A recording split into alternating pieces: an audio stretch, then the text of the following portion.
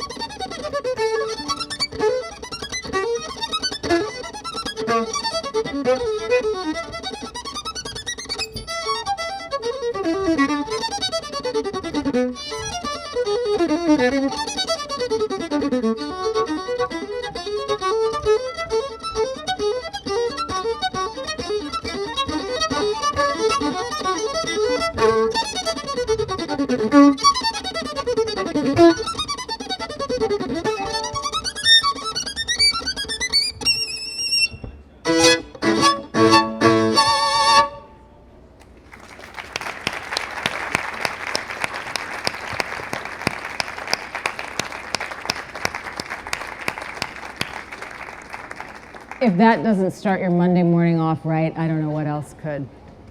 So it strikes me when I see the stories of these incredible young people that they've already been on Odyssean journeys of their own, culminating at the age of 16. And I'm curious and hope that you will share with us a little bit about the catalyst for those journeys and how it started you on this course. I noticed for several of you, the catalyst was a reaction to a loss. So Winter, I wonder if I start with you. You said you wanted to do something big, something challenging after your dad passed away. You were already running for a cause, but how did his death and your responding to that galvanize you? Well, ever since I was very young, I was involved in triathlons and running races, but I didn't want to just go out there and race them. I wanted to go out there and race for a cause. My first kind of charity event that I did was a 10K race when I was 8 years old in Clearwater, Florida. And at that event, you could choose to race for a cause. So I chose childhood obesity, and I was the top fundraiser, raising $1,100. Little did I know at that event, the Iron Girl was raising money for the Allman Foundation, which is for young adult cancers. And ironically, less than a year later, my dad at the age of 40, was diagnosed with a rare and aggressive form of prostate cancer. Immediately when he was diagnosed, I knew I had to do something to help him because there was no awareness for prostate cancer. 1 in 6 men get prostate cancer and 1 in 8 women get breast cancer. So prostate cancer is much more common, but the men don't want to talk about it. So that's why a 9-year-old girl had to go out there and start talking about it for them. Why did you feel it was so important, though, to pair the running that you were already doing, which was a sizable challenge on its own, with running for a cause, running for a purpose? With my running, I'm really able to bring prostate cancer awareness to a new level. I immediately, after my dad passed away, was looking for something to do, something big and something challenging that would be able to get prostate cancer out there on a global level. That's when I was looking through a book of world records and came across the youngest person to run a marathon on all 7 continents. I immediately pointed in that book and told my mom, I want this record for my dad and the 1 in 6 men affected by prostate cancer. I knew with my running I could use that as a driving force to get prostate cancer out there on a worldwide level. All right, hold that thought because we're going to hear more about your mom's reaction in just a bit. Now, Jack, you were also motivated by the death of someone close to you from cancer. Now, winter hit the road, you hit the internet, right? Yeah, so once a close family friend actually passed of pancreatic cancer, I just used Google and Wikipedia, and I found a variety of statistics on the cancer. And what I found is that 85% of all pancreatic cancers are diagnosed late, when someone has less than a 2% chance of survival. And our current method of detecting it is this ancient technique. It's 6 years old. I mean, that's older than my dad. But also, it costs $800 per test and is grossly inaccurate, missing 30% of all cancers, and it's rarely ordered. So I decided with 8th grade biology to go change that. But again, how did you use that motivation to fuel that effort? So really, in the medical field, it's really hard for when you're in the lab, it's hard to remember about the end result of the patient. Typically, it's just about getting those numbers, getting those few data points, while in fact, is a lot of people can get discouraged in the lab because they forget about the people that in the end they're going to be helping. So I would always remember about the close family friend, but also I would remember the statistic that 100 people die of pancreatic cancer every single day. And so I think, how am I going to help save 100 lives today? Mary Pat, you similarly were fueled by a sense of outrage over the loss from not just people in your community, but people in the larger American and world community over gun violence. Yes. I just got tired of seeing, on the news, people, this young person's dead, Sandy Hook, we all know about Columbine, of course, the violence going on in cities like Chicago. And I got tired of going to more funerals and graduations. I got tired of seeing that we had more guns in the streets than we had children instead of children playing. And I kind of felt like I had to do something about it. And I've always really been involved in service and helping people and being a peacemaker. But I kind of felt like, with gun violence, there's this image. And I wanted to make sure that with my message of the Think Twice campaign, that I can make sure that people know and understand that gun violence is a people issue and everyone needs to talk about it, no matter what community you're from, because it could affect any of us. Anyone could get hit by a stray bullet. And so that's what really fueled the flame of me working with the Think Twice campaign and on youth and gun violence. Now, Jack, I'm going to tease you a little bit. While you may have thought it was tragic, you actually became inspired to learn to cook. Not quite by tragedy, although you say that your mother was not a very good cook. Yes. The catalyst and the real starting point was more of a less, I'd say, substantial than everyone else, but it was kind of, my mom was not the best cook. She liked to go out and eat more, and so I wanted really good home cooked food, so I decided to take that into my own hands. About how old were you then, roughly? I was 10. You were 10, okay. So then I went and... Were you interested in food before then? I mean, the same way I mean, that I understand kind of- survival, basic survival was at hand. Yeah, basic survival is at hand. I'm sure she's gonna be glad about I know, me your saying that. mom's going to come after me shortly. But no, I mean, I was kind of into food how every kid kind of watches the Food Network, but not really like excited about it or passionate about it at all. And then when I kind of had this thing that kind of sparked my, gave me a reason to get into it, I really discovered that it was more than just eating and could be an art form opposed to kind of just an afterthought. And did you think about it as a business then too, or at that point you were motivated by the artistic and creative outlet?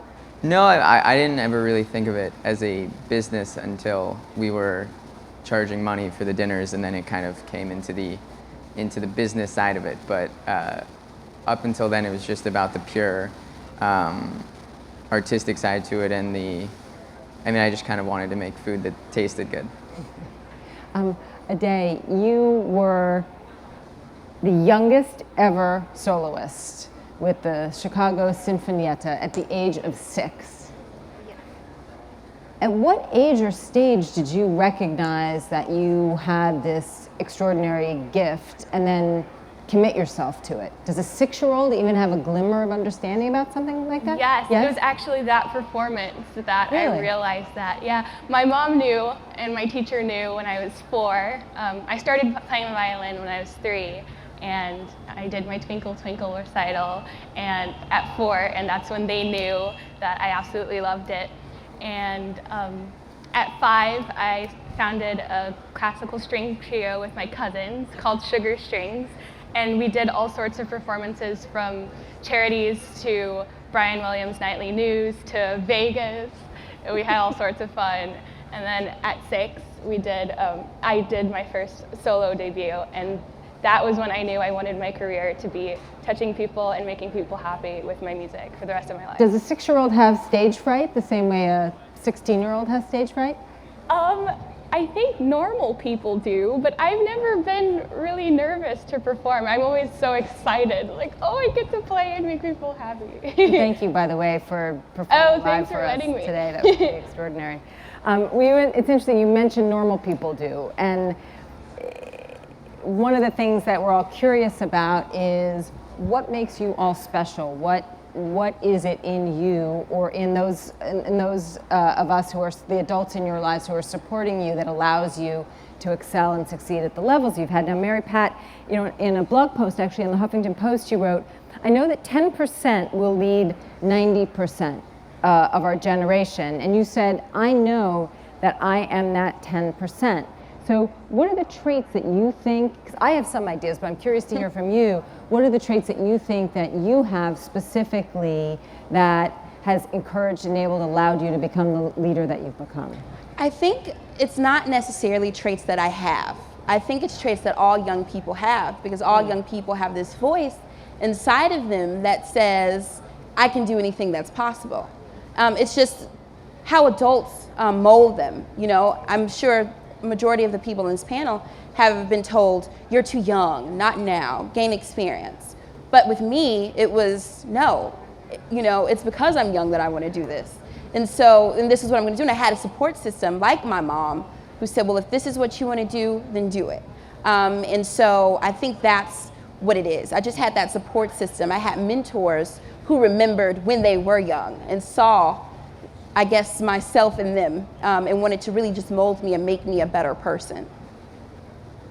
Curious to what the rest of you think about your own uniqueness or your own ability to lead the way forward. Well, the thing that sets cooking aside really is a lot of chefs start at a very young age, whether it's in a professional sense or not. So I didn't really have any, I'd say 1 or 2, but very little chefs or restaurateurs that said no to me working in their kitchen or whatever, because they're very, they see talent before they see age. And it's a bit of an apprenticeship apprenticeship system in the world of cooking. I mean, So- more or less, but it's kind of also a lot of the chefs that I seek out to work for, they've already reached their goals, so they look to teach the next generation of cooks how to become like them. So they're very welcoming and want to teach you everything that they know. So your perseverance and curiosity was rewarded with access to more knowledge and experience. Yeah, I mean, once you kind of also know one person, you know everyone, because it's a very small industry. So when you go into one kitchen and they actually see that you know how to work or cook or plate or whatever they think you're talented at, when you meet another chef, they'll be like, oh, he's really good at this, and then you go in and then learn more there. And How did you get to the point where they recognized that you had a talent? Like you taught yourself? I'm not even sure really, but I think some of it, as far as, I think there's actually some sort of natural talent that has to come with it, because there's a lot of stuff that I picked up very, very quickly that I probably shouldn't have, and it was kind Like of what? weird. Within 20 minutes could perfectly brunoise something, which is an 1/8 of an inch by an 1/8 of an inch dice, and the chef was like, have you ever done this before? And I said no, and it was just this kind of thing that I guess the way that my brain works kind of makes it a lot easier to pick up techniques and observe everything that's going on around me and learn it, opposed to a lot of people who are oblivious to everything that's going on around them. Richard, what about you? Yeah, I find that very interesting what Flynn said, because for him, age kind of was this thing that people didn't really pay attention to. They didn't care that he was very young. And for me, this is very different, because one of the biggest challenges that I've had with my running and doing these marathons is my age. I set out to do this world record when I was very young. I was like 9 or 10 when I had this idea, and it took years and years in the planning because race directors would not let me run their marathons because of my age. A lot of them made up this number saying you have to be 18 or you have to be 16 years old to run our race. I actually had a race in South America that said, you can't run our marathon, but you can run our 5K. So there's all these different challenges, but age has always been one of the biggest challenges with my running. And I think the biggest thing for me is just determination and surrounding myself with people who believe in me, because all of us up here, we can't do it alone. We have to have the support of others, and we have to have our parents, our moms, to be able to back us up, because you can't do it alone in the world. You need the help of other people. Ade? Well,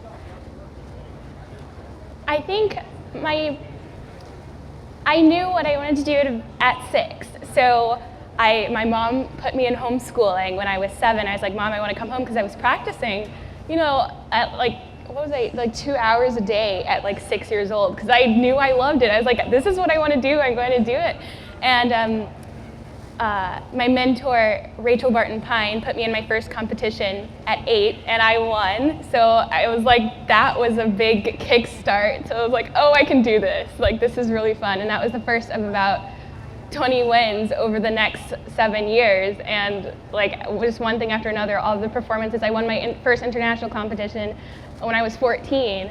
And from that, it was the Sphinx competition, and as a result of Sphinx, I've gotten to perform all over the country with like 50 different performances in amazing halls like Carnegie and Kennedy Center and Chicago Symphony's Orchestra Hall and like Severance Hall, and just all of that, like just going forward, just all the way up to the top, and it's like not even, I'm still 16 and I've gotten all these opportunities to do that. So Clearly pure joy propels you. yes, exactly. It's just like so exciting. So Jack, how would you answer that question? So I suppose I really got into science when I was around the age of 3. And all of my parents both my parents are into science, my entire extended family is into science. And so I suppose it kind of runs in my genes, but I started doing science really when I was like in 6th grade was when I started doing serious scientific research. And I initially started out with environmental stuff. However, I think what really intrigued me with science is that it enabled me to answer all of these like questions about my world, is that I couldn't really explain like, hey, why is like lightning happen? And then I could explain using this scientific method is that, and I realized that in school, we aren't really addressing that science as a creative endeavor. It's in science, it's like addressing your innate curiosity and answering questions, while in school, it's just cramming as many facts down your throat and puking it up on a test. So for me, I found scientific research as kind of like a release from that. I'm going to remember that, cramming it all down your throat and puking it up on a test. It's That's almost gonna be like my a metaphor for bulimic today. learning A system. bulimic, okay. What does, that's a pretty heavy indictment of traditional school. Are you all in school, you're homeschooled or online schooled? I'm in public school. You're in public school still? Yeah. I think Jackson, one of the only ones out of us up here that do a traditional school. Most of us are online or homeschooled in order to kind of give us this more freedom and flexibility to have all this extra time to do all these extracurricular activities and have time for these passion and love of things that we all enjoy. And we might have to point out that Jack is in school. So how do you handle school right now? Just explain, you were explaining this. So I'm not in school very often, but I go to this inner city public school, and it's not the very best school, so they're pretty lenient with what I do. So I think I go to it about 2 hours every month. And so that was my record for this month. And then all I do Wait, what is it you do when you go there? You actually go to a classroom and you sit with the rest of No, usually I just take a test. So Okay. last semester I went to AP World History once and took a test, and that was my grade for the semester. But you study AP World History in the way that only I'm sure you can do at home using the traditional textbooks and other materials? Yeah, I just kind of read the textbook over and over again until it like kind of absorbs into my brain. And do you feel like you're equally facile with other subjects beyond science? I mean, if you're in AP World History, obviously you're doing all right, but I mean, I must admit AP World History and my English class are kind of like the bane of my existence because they're very hard for the more scientific part of me to do. However, I suppose it's always good to have a rounded person because I couldn't write scientific grants if I didn't have the English part. right. And by the way, that being the bane of your existence is, I don't know about the rest of you, but reassuring to parents of mere mortal children like me. And you're in online school as well, Yes, right? I do homeschool long distance learning. Long distance learning. And what about college? Is that in the future for you? Yes. Yes. Yes. Yes, Jack, you're nodding? Yes. No. No. Very near future. Very near future. I just got accepted to Curtis and Juilliard this past couple weeks, so I'm going to Curtis in the fall.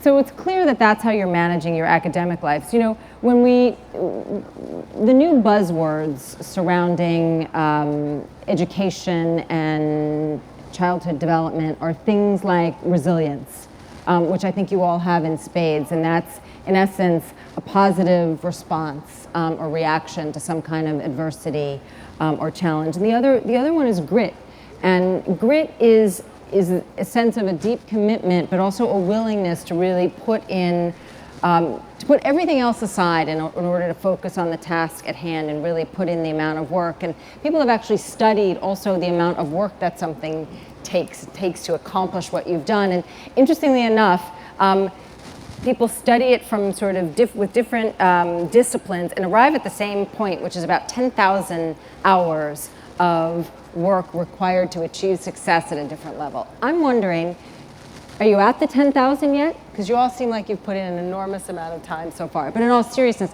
how much work, how much intensity of effort measured in time spent on your activities do you all put in? So just for me, I go to the lab every single day. Like when I'm at school, when I was in school pretty much, I go to the lab every single day after school, sometimes I'd sleep over there on like this kind of thin mattress of scientific journals I lumped together. You sifted through thousands of proteins, did you not? Oh yeah, 8,000 proteins. That was my summer break. And so that was a very interesting back to school essay I had to write there. But other than that, I mean, in science, I don't think anyone reaches this theoretical 10,000 hours. I mean, the 10,000 hours doesn't really exist in science just because you can always keep learning and you're never an expert wherever you go. And it actually can be detrimental to be an expert because you always want to be that beginner that doesn't know these boundaries, that you can keep going and not really see like the cynicism that's typically in science. That's an interesting notion, this idea of keeping the sense of being a beginner. With me, this has been the hardest thing that I've ever had to do. And my mom's always like, you've got to go to school, Mary. You've got to sit down and do your schoolwork. I put all of my time into this. This is my passion. This is what I live for. I just want to help people and give my brother an opportunity to live. I have an 8-year-old brother, and I just think about him all the time. And what are the nuts and bolts of what you're actually doing? What sort of skills and experiences have you been accumulating as you've gone through this process? So you think National Shock Ad Campaign, and when I think about Shock Ad Campaign, all you can really think about is getting your message out there, getting people to listen to it and catching people's attention, and not only that, but funds. Like, how can you get a 16-year-old girl get PSAs and billboards all across the country to encourage all people to think twice before picking up a gun? And when I was going to a lot of different ad firms, they were like, you've got to do this marketing plan, you've got to do this, you've got to do that. And I had no idea what any of it was. I had to figure it out on my own, constantly Googling and calling people. A lot of people didn't want to help me. They didn't really like the idea of a shock ad campaign.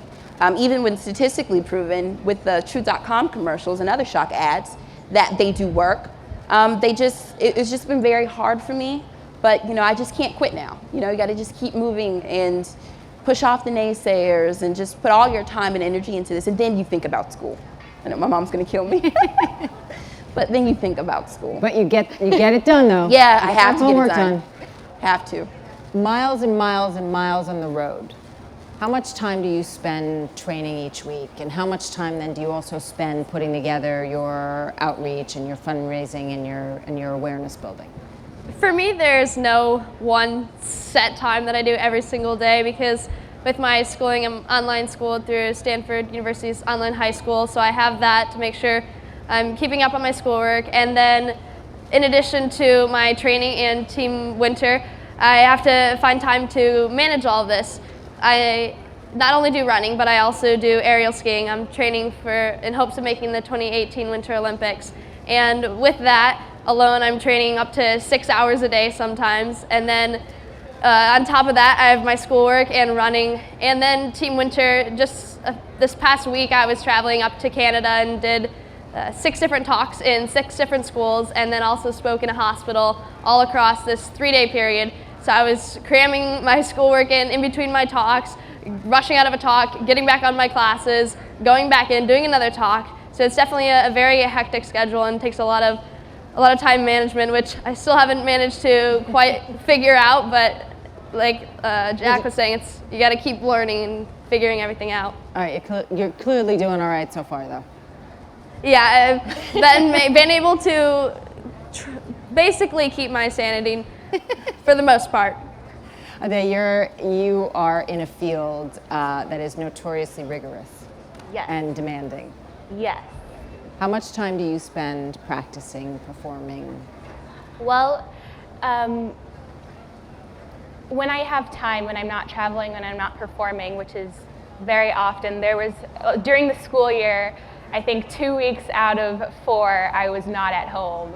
I was traveling and performing nationally. Mm-hmm. But during the summer and when those, couple week breaks where I have, a good bit of time and I'm not doing anything, I'm practicing up to 8 hours a day. Yeah.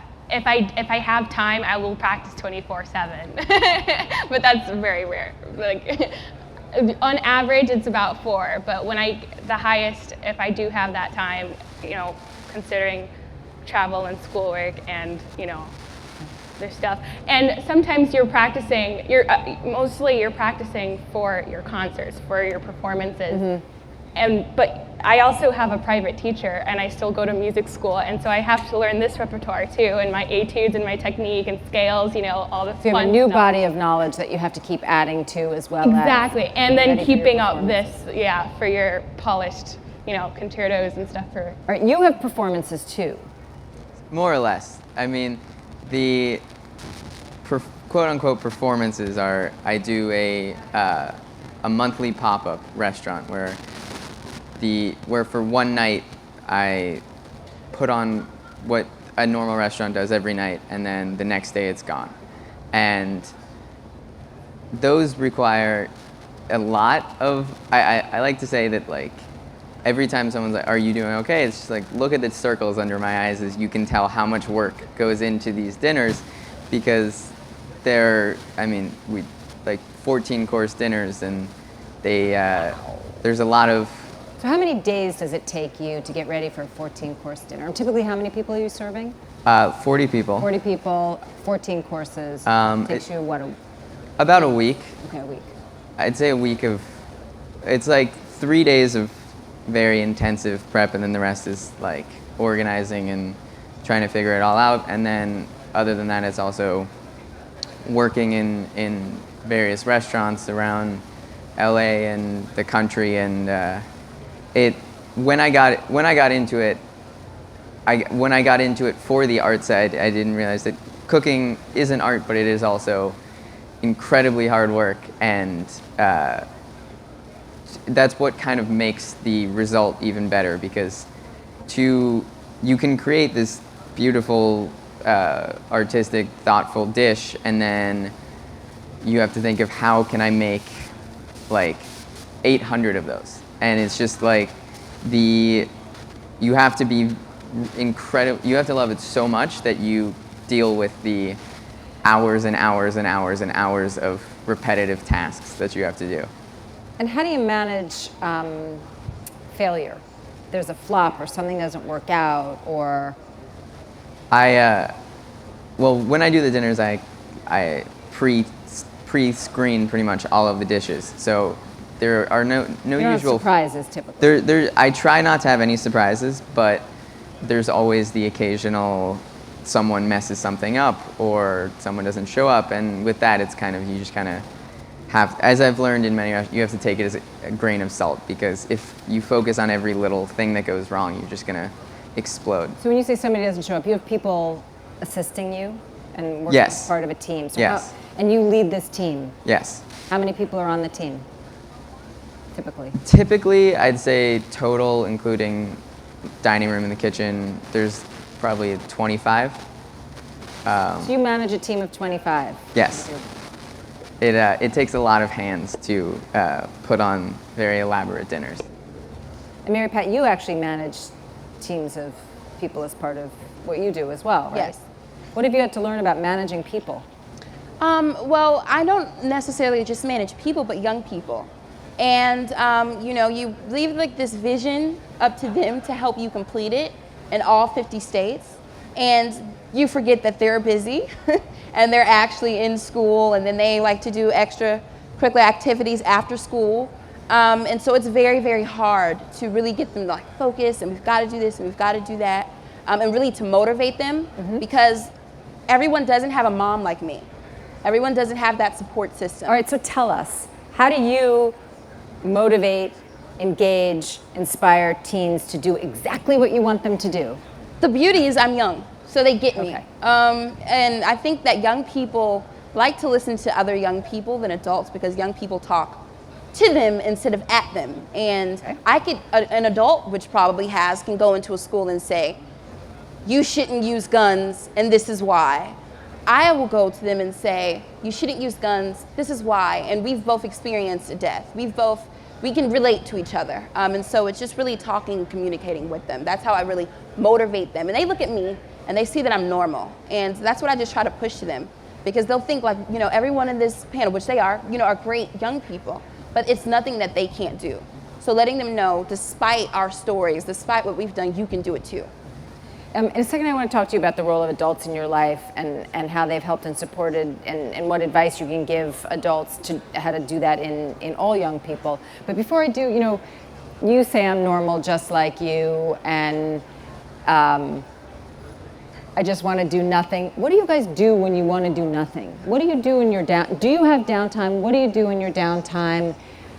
What's a typical Friday night like? What apps do you have on your phone? Like, what are you playing when you're hanging out? I think for me, for aerial skiing I'm out in Park City, Utah, training for 8 months out of the year, and my mom and brothers live in Oregon. So I don't see them most of the time throughout the year, except for a periodic weekend that they'll come visit or I'll go visit them. And so most of the time when I get back home, I just kind of cherish the time that I have with my mom and brothers and get to hang out with some of my friends that I have back in Oregon. Well, for me, the only thing I do is really Instagram. Other than that, my mom, she wants me to go and go to the movies or go to the mall. And I'm like, no, Mom, I have work to do. So for me, it's I don't really want to do anything but really focus on this. Okay. But I'll be on Instagram, Twitter, Facebook. I'm really good with texting. But other than that, no, I don't want free time. So I suppose I could always say that science, it really isn't that much work for me. So even when I'm not in the lab, I decide to construct my own lab in my basement. So I also go down and tinker in my basement, but I suppose you're meaning when I'm not doing science in this case. I do whitewater kayaking. I'm on the National Junior Wildwater team, and so I always do outdoorsy stuff like mountain biking and rock climbing. And then I do origami and I do math. And the occasional computer programming. Well, when I have the very occasional free time, it's either sleeping, or I've recently been very into racquetball as kind of also a stress release. That's a good release. You just hit a ball really hard. My free time. This was like a trick question. What do you do in your free time? Well. Okay, you can punt. You can say next question, please. Well, I'm in LA right now. I'm in Beverly Hills. So besides this, I'm enjoying the weather. And I went to a wedding yesterday and hung out with my family, which was free time. That counts. That counts. You all have mentioned your families, of course, and many of you mentioned your moms. But I said I wanted to talk to you a little bit about the role of your parents and your mentors and other adults in your lives. Winter, you said that you grew up in a home where there were no limits. How was that expressed to you, and how do you think that allowed you to succeed in the way you have? I think for a lot of us, everyone sees kind of all these accomplishments and the end result, but most people don't see what goes on behind the scenes in the months, the years, planning and preparation for trying to achieve these dreams. And for me, there was a lot of sacrifices, but growing up, I was never told that I shouldn't be doing this, I shouldn't be running, because I grew up running these distances that only Kenyan kids were running, and I grew up bombing down ski hills at distances only those adults were going. And so I really grew up just in this family without limits, and that's really allowed me to be able to expand and to not only dream, but to dream big, because if you have this idea and you never go for it, you're gonna have all these regrets in your life, and regrets are gonna be so much harder to live with than going for your dreams. And if you go for your dream and fail, or if you achieve your dream, you'll know you went and tried, and you're always going to know that you went for your passion, you went for your goal, and you set your mind something and really went to accomplish that. That is astonishingly good, wise advice. So thank you. Jack, you described at one point, you were saying that you talked about, setting up your lab, and you said that, basically you're with either your mom or dad said just one simple rule, which is don't burn down the house. So far, so good on that, right? Yeah. Our house insurance has gone up, though. We got on the FBI watch list for making high-grade explosives in our basement and ordering uranium off a sketchy Russian website. I bet your parents loved that. Mm-hmm. But typically my parents are super, super okay with whatever me and my brother decide to do in our basement. I mean, my recent project that I'm working down there is this water quality one where we created a microfluidic cassette that detects 6 different environmental contaminants for $1, and it detects it in 20 minutes. So it's 200,000 times less expensive and 25 times faster. Then we also developed a filter made out of recycled plastic water bottles that filters out 95% of all heavy metals and pesticides in 5 minutes for 70 cents, so 42 times less expensive. And then also you just put the used filters in a boiling water for 1 minute and you reclaim 90% of all your reclaimed contaminants. So you actually profit from filtering your water. Okay, so what's the status of these inventions right now? Do you then go on to try to patent them, or? Yeah, so I actually have patents on all of these technologies. How many patents do you have right now? So right now I have 3 and 2 pending. Okay. And then also we just won the Siemens We Can Change the World competition for this, and we're going to the International Sustainable World Project Olympiad right after this, so super exciting. And we're going to be starting a business that will help expand these to developing nations. But is it fair to say that your parents, your families, that your success is a family affair, that they've really helped steer you or at least provide you a platform that you can use for success? Is that fair? Yeah, definitely. Yeah. I think without our parents, or in my instance, my mom, I would never be able to kind of form this nonprofit organization. I don't know how to do that. I'm 15 years old, and so I really need that support behind me in order to be able to accomplish my dreams. I need my mom to be able to get me up on those days I don't want to go train, to kind of motivate me to keep doing what I'm doing. So what advice do you have for adults, whether they're parents, friends, people in the community like the chefs that you work with, to really encourage this sense of possibility and desire for accomplishment on the part of young people? I would say don't just always look at young people as liabilities, but assets. I think they're so afraid. I knew even my dad, for so long, he always asked my mom, well, why are you, I think he's just selfish. He doesn't want my mom to leave all the time, but he's just like, well, why are you all doing it? And a lot of people and a lot of adults don't know what young people are doing it for. And so it's just really seeing young people as assets instead of liabilities, and really just pouring a lot into them, giving back, passing that torch.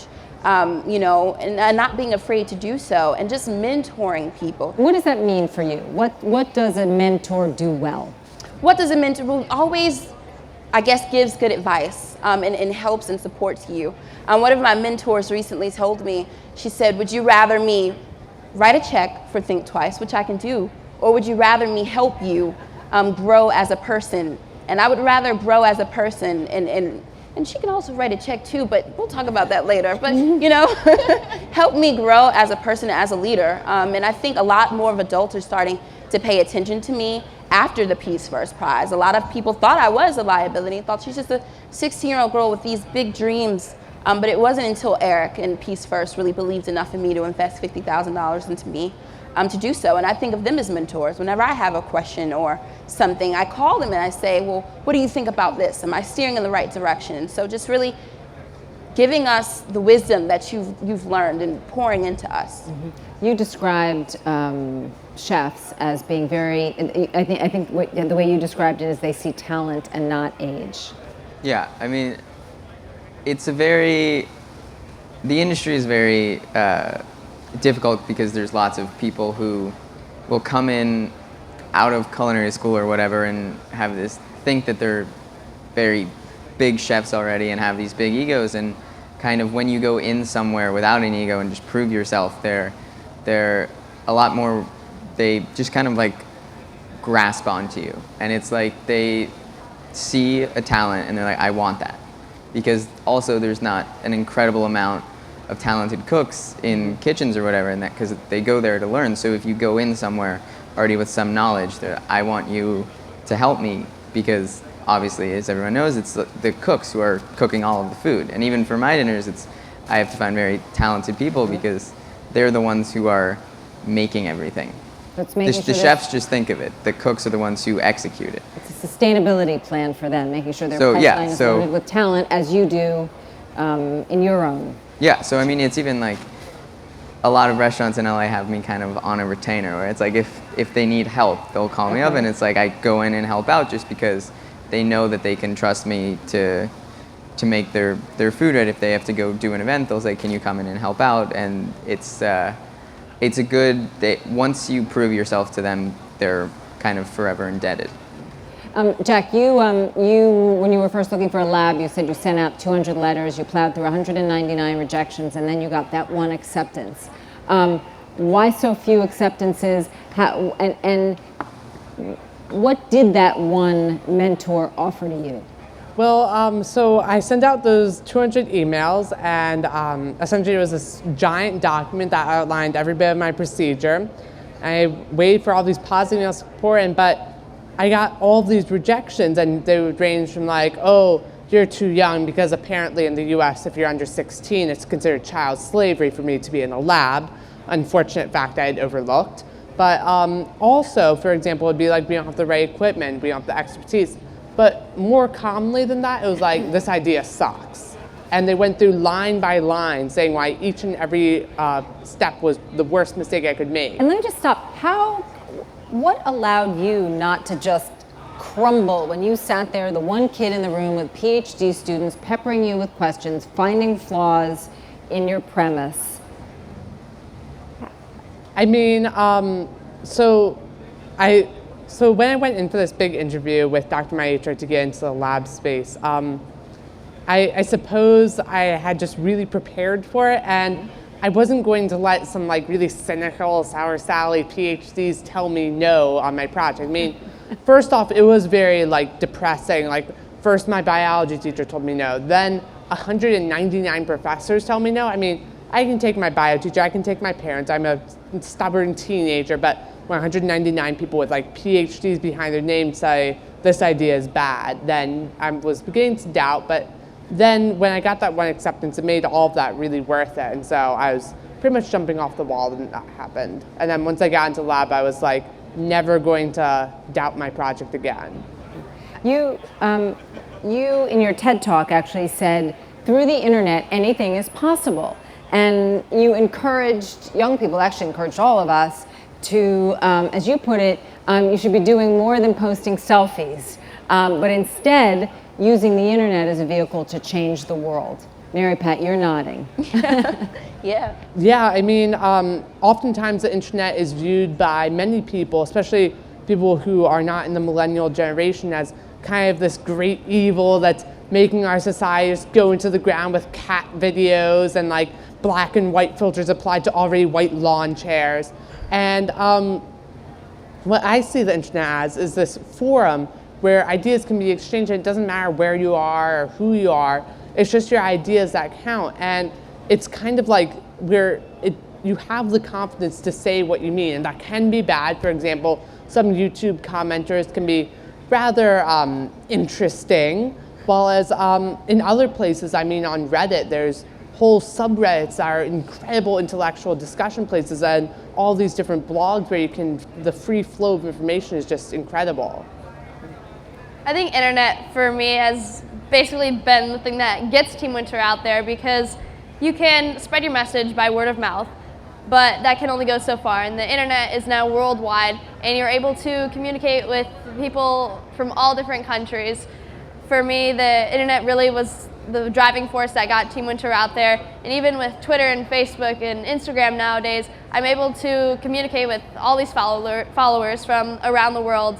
And I just wanted to kind of add one thing about what Jack was saying, is because you're always going to have that 1% of the population who's going to be that naysayer, that critic, that person who's just trying to put you down, and you have to rise above them. You have to ignore those people who say it can't be done, because if people are telling you it can't be done, you quit, you'll have all these regrets for the rest of your life.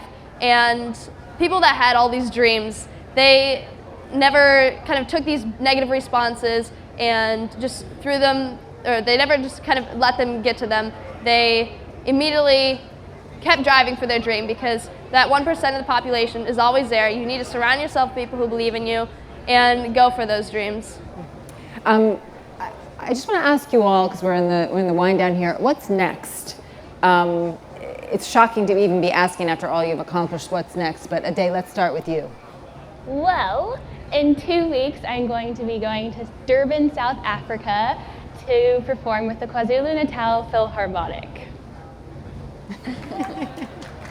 And you've I'm never excited. You've never been to South Africa? This will be my first solo with orchestra debut internationally. I've soloed internationally before in like Switzerland and stuff, but South Africa with orchestra will be my first kind of thing. Bravo, good luck. Thank you. For me, my next event is going to be an event called the Europa Run, which is a 560-kilometer relay race from a town in Germany to Rotterdam in the Netherlands. So there's 8 people on my team, and they basically, you take turns and you're each doing 1-kilometer sprints. So throughout a 48-hour period, you'll be doing these sprints, and you'll probably do about 80 of them total, so 80 kilometers by the end of the day. And that's my next big event coming up in June. And then also you said training for a potential spot in the, is it 2018? Yeah, one of my continuous goals right now is to be able to make the national team for aerial skiing, which will help me achieve my goal of hopefully going to the 2018 Olympics someday. Well, You have New York coming up, I have right? I'm in May. I'm going to be doing a 2-night pop-up in New York, which is was always kind of a small goal to bring the pop-up to New York, because eventually that's where I kind of want a restaurant and want to start my career there. So to bring what I do in LA there and have more people actually eat it, opposed to just kind of see that it's just like happening, to actually taste the food and have their own opinion on it. And what will it be called? What is the pop-up called? Yeah. Pop-up's called Eureka. Okay, so say, okay. Which actually started, when I started the pop-up, we lived on a street called Eureka, and then it actually was like, oh, this is a really good name for a pop-up because it doesn't have a sign, and it's kind of like Eureka, I found it, and it's this, it just kind of worked and people really caught on to it. But so we're doing that, and then starting in June, we're gonna keep doing the pop-ups once a month, but we're gonna move to a space downtown, and then hopefully. So you'll have your own designated restaurant space to do your pop-up here in LA? Yes. Downtown. Also called Eureka? Yeah. Okay. And then after that, hopefully, if everything in Hollywood works out right, travel and kind of meet chefs and experience new restaurants all over Europe and Asia. What's next for me? Hopefully soon you all will be seeing Think Twice billboards and PSAs on television. What do you need to do in order to have that happen? Well, of course, you just have to raise the funds, finish raising the funds, and we're going to be having some stakeholders meetings, of course, in Atlanta, Chicago, and in New York. You have a captive audience here. You could do a quick little fundraising. Yeah, no problem. You just come and see me. I'm kidding. But no, seriously, raising the rest of the funds to really get the message out there. And actually getting the message out there. Yeah, so what's next for me? So currently this is in development, so this is kind of sneak peek for you guys. It's essentially a piece of paper that is the size of a pH strip, and it detects 100 different, either it could be like diseases or contaminants, so it could be diseases ranging from Alzheimer's, cancers, heart disease, HIV, AIDS, or for tuberculosis or water contaminants. And so you can print sensors that detect tuberculosis or cancer for the same cost as printing the letter A on printer paper. So, and you can have instant customized diagnostics that you just take a picture of and you can instantly know what you have. And so it's really putting the healthcare in the hands of the consumer and kind of shifting the paradigm of the patient-doctor relation. And then also I'm partnering with National Geographic and Smithsonian Institute to create a kind of game that would incentivize water quality measurements around the nation to create this really interactive water quality map. Fantastic. Can I just Yes. say, from the top, the reason why I'm here awarded me the Jack and Cook Award, and from that, they're helping me to build out my project to end child homelessness in Chicago public schools. I know we don't have a lot of time, but it's A Day in Friends. It's my organization, and I've always had a heart for the homeless, and I've done one project, and that was for a fundraiser for a school, and my next project is to teach kids in schools, give them the footage of them practicing so the schools can do it like a little tiny curriculum, and then throw huge benefit concerts that would provide a lot of money to provide homes for homeless children. Awesome. And From the Top is helping me do that. Awesome. Well, thank you all very much for sharing your stories with us, for inspiring us, and giving us some very good advice about how to foster and encourage the kind of drive and passion, empathy and resilience in all kids that you all show. So thank you. Thank you all. Very good.